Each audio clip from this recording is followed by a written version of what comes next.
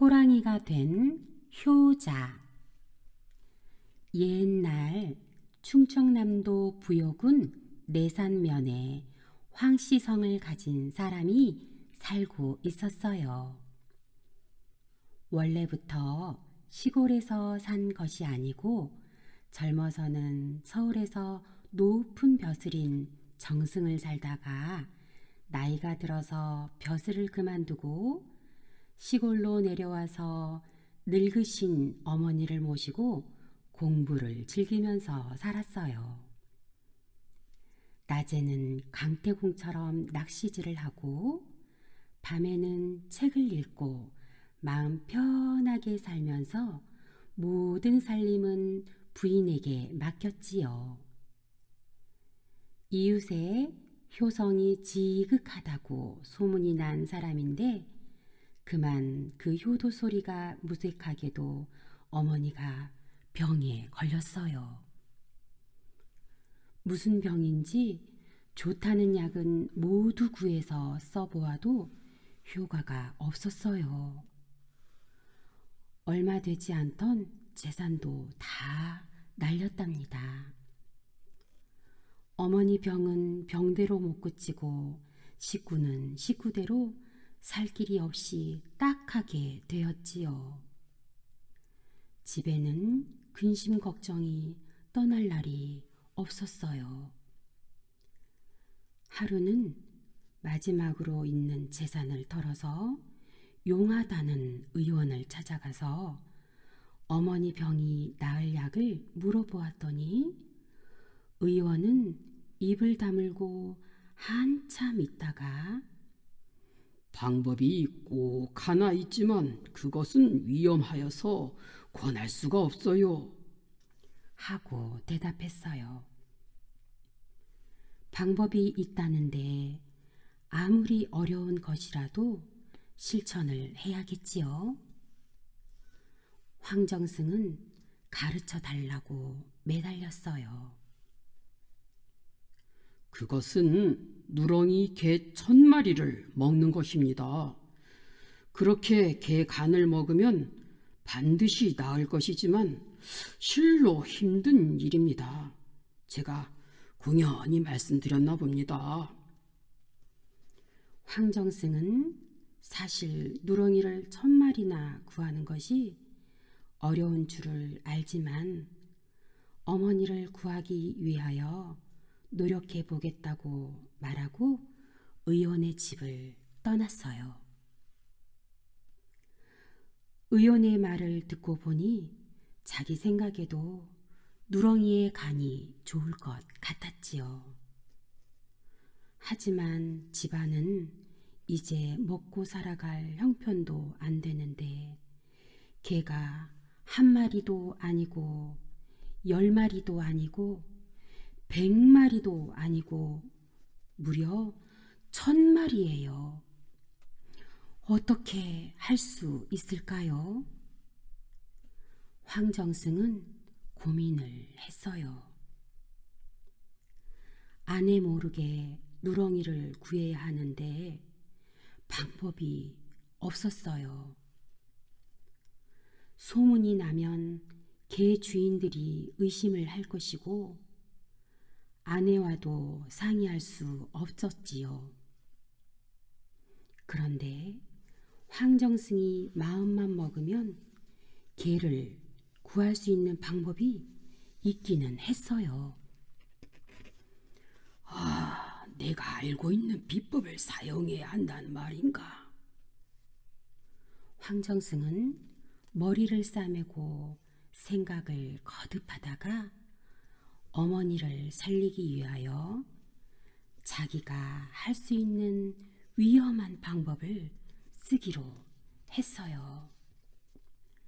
이것은 사랑하는 아내도 모르는 것이었어요. 혼자만 아는 비밀이에요. 황정승은 인격자이며 아주 높은 벼슬을 살았고 공부가 깊은 사람이라는 것은 이미 말했지요. 또한 중국 고대에 만들어진 깊은 철학이 들어있는 책인 주역이라는 마법책에 통달한 사람이에요.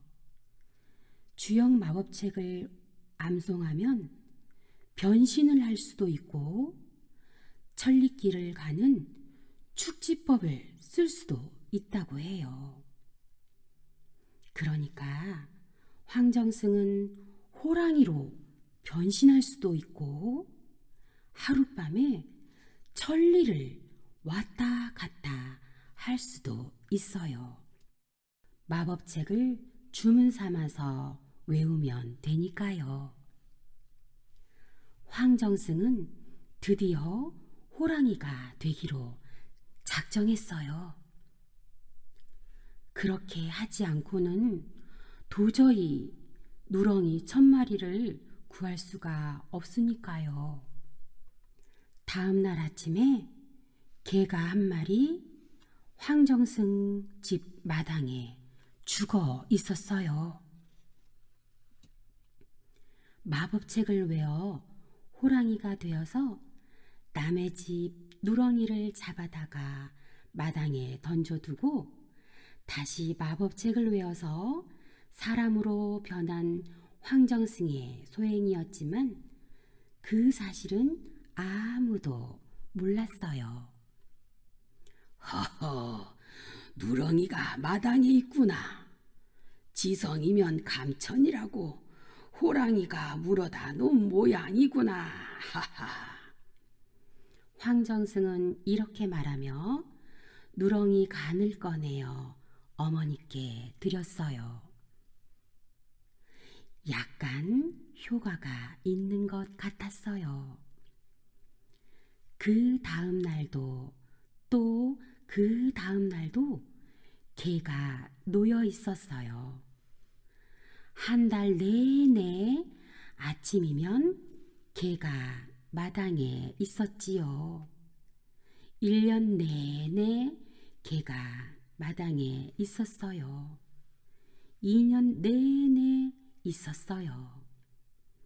어머니는 누렁이 간을 먹고 거의 다 나았지요. 머지않아 1000마리가 다 차는데 그때까지만 별 탈이 없으면 어머니는 완전히 낫게 될 것이고 조마조마하게 살아온 황정승도 마음을 놓게 될 것이에요. 1000마리 가까이 누렁이를 잡아들이다 보니 이웃 마을을 벗어나서 전국을 다 다녀야만 했기 때문에 황씨성을 가진 호랑이가 팔도 강산을 누비고 다닌다고 해서 황팔도라고 한 것이지만 아무도 모르게 이런 말은 황정승이 자기 자신을 그렇게 불러본 거예요. 황팔도. 그렇습니다. 아무도 모르니까 1000마리 가까이 잡도록 내버려 두었을 것이겠지요. 황팔도도 마음이 뜨끔했어요. 하지만 오직 어머니 병을 낫게 하겠다는 마음으로 그렇게 호랑이 변신을 3년 가까이 한 것이에요. 황팔도의 얼굴과 몸도 말이 아닐 정도로 말라갔어요. 이제 999마리를 잡아오고 마지막 1000마리째 단 한 마리가 남았어요. 황팔도 안에는 이상했어요. 낚시질이나 하고 책이나 보던 남편이 밤이면 외출을 해요.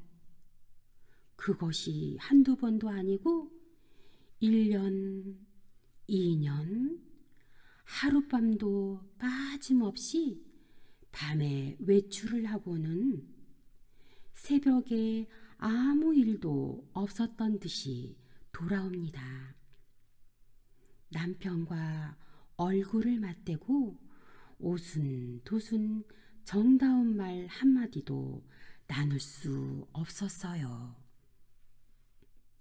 그리고 날이 새면 그때부터 황정승은 잠을 잤어요. 이상한 마음은 더 이상한 마음을 낳겠지요. 드디어 아내는 남편을 의심했어요. 분명히 저 양반에게 무슨 사연이 있을 거야. 오늘은 반드시 속사정을 알아봐야겠어.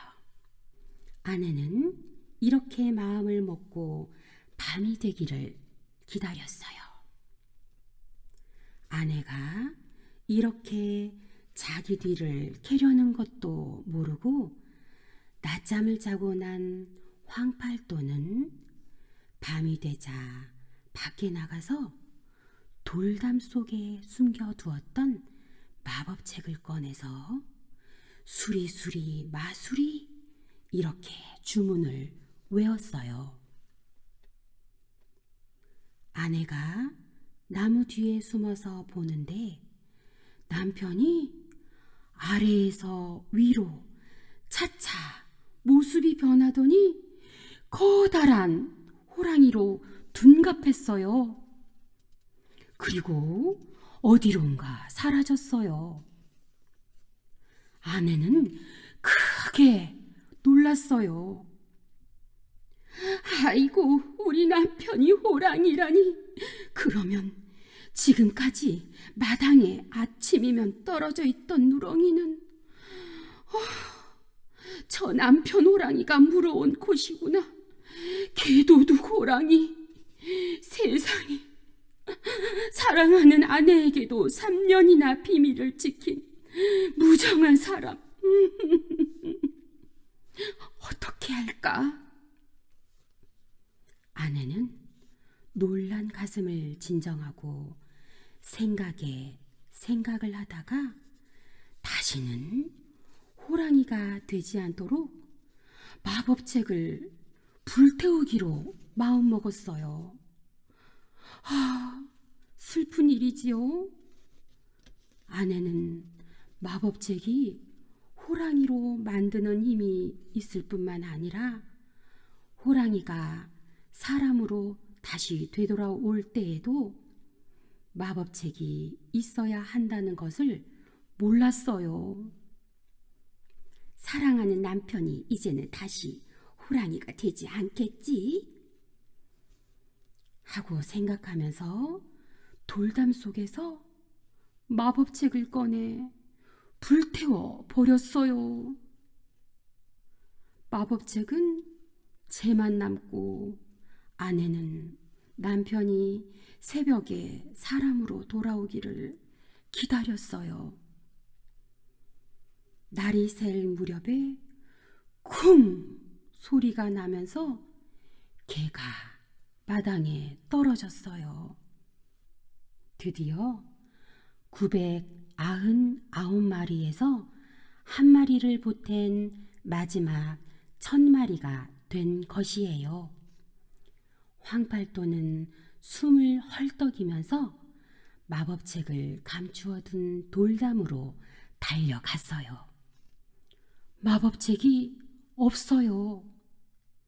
책이 없으면 주문을 외울 수 없어 사람으로 돌아올 수 없지요. 책이 있어야만 효력이 있는 것이지 그냥 외워서는 소용이 없는데 이제 날이 점점 밝아오고 있어요. 안타깝게도 마법책은 어디 가고 없어요. 다 이루었는데 이게 웬일입니까? 그러다가 재를 보았어요. 타다 남은 종이 조각을 보았어요. 아내의 손수건도 보았어요. 나는 이제 사람이 될 수 없구나. 아내는 왜 마지막 하룻밤을 못 참았을까? 눈물이 났어요. 통곡을 했지요. 나를 사람으로 다시 만들어다오. 나는 어쩌란 말이냐. 원망스러운 아내야. 그렇게 울었어요. 하지만 이 목소리는 모두 목에 잠겨 나오지 않고 다만 으르렁 으르렁 으르르렁 소리만 나왔어요. 황팔도가 들어보아도 이제는 사람 소리가 아닙니다. 영원히 호랑이가 되는 순간이에요. 아니, 이미 호랑이가 되어버린 것이에요. 이것이 무슨 운명이란 말인가. 마지막 한 마리를 어머니에게 못 드리다니. 그러면 그동안 노력한 것은 무엇이란 말인가. 그리고 나는 이제 호랑이로 끝나는구나. 생각할수록 기가 막혔어요. 마지막으로 아내와 어머니를 보고 산에 들어가려고 했어요. 아내는 모든 것을 알고는 기절해 버렸어요.